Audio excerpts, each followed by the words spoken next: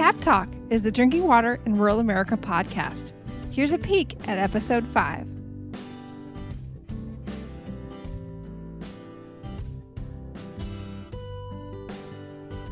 Our audience for this podcast is a little bit more diverse beyond just those who are involved in public drinking water. Private well owners, and particularly those who work at health departments and deal with private well owners and septic system users.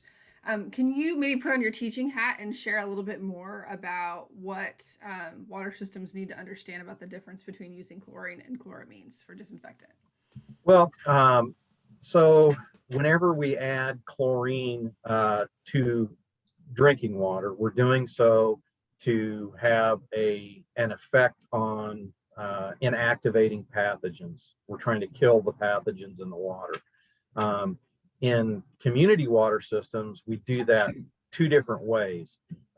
We do that through contact time in the treatment process.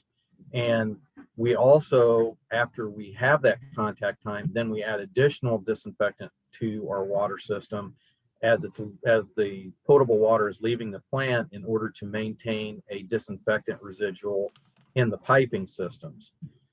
And the reason we do that is because we always have vulnerabilities in our distribution system. So that disinfectant is put in there for pathogen inactivation. So in terms of what we do in Illinois, there's really only two modes of disinfectant that we allow through regulation. That is a free chlorine residual, and then what's known as a chloramine residual. And that residual is, we use chlorine and combine it with ammonia, and we strike a balance there. We want to optimize that 7.6 to 1 ratio between chlorine and ammonia. I about said it backwards. In order to form monochloramine, which is our best disinfectant. If we get beyond that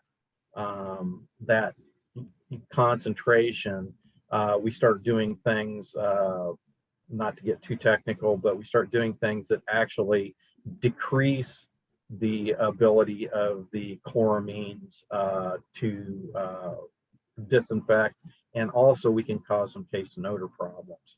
So we have to strike a balance. If it's a water system, like a surface water system that removes all of their ammonia on the front end, they're actually very much able to easily strike that balance because they're adding ammonia back in. So they are chloraminating.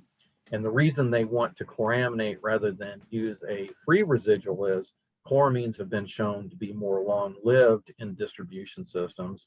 And they don't tend to form disinfection byproducts at the same rates that a free chlorine residual does. And those disinfection byproducts are formed by combining the chlorine with total organic carbon in the water. So surface water systems have a pretty easy job of it, really. And the folks that they supply, that tends to be a long-lived disinfectant. So by and large, they're pretty good.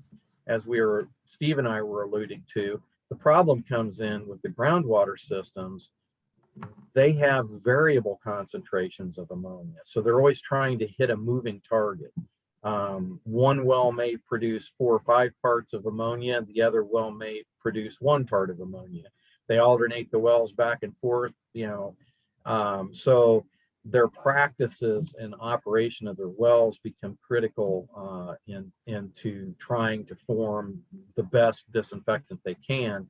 And furthermore, if they don't realize that they're forming chloramines, what can happen is, they get a low test when they test their total chlorine.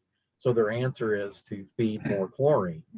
And that can actually be a detriment to their disinfectant residuals. It pushes that reaction into those other chloramines that we don't want to form, the dyes and the triamines. You can listen to the full episode and learn more about the show at drinkingwaterpodcast.org.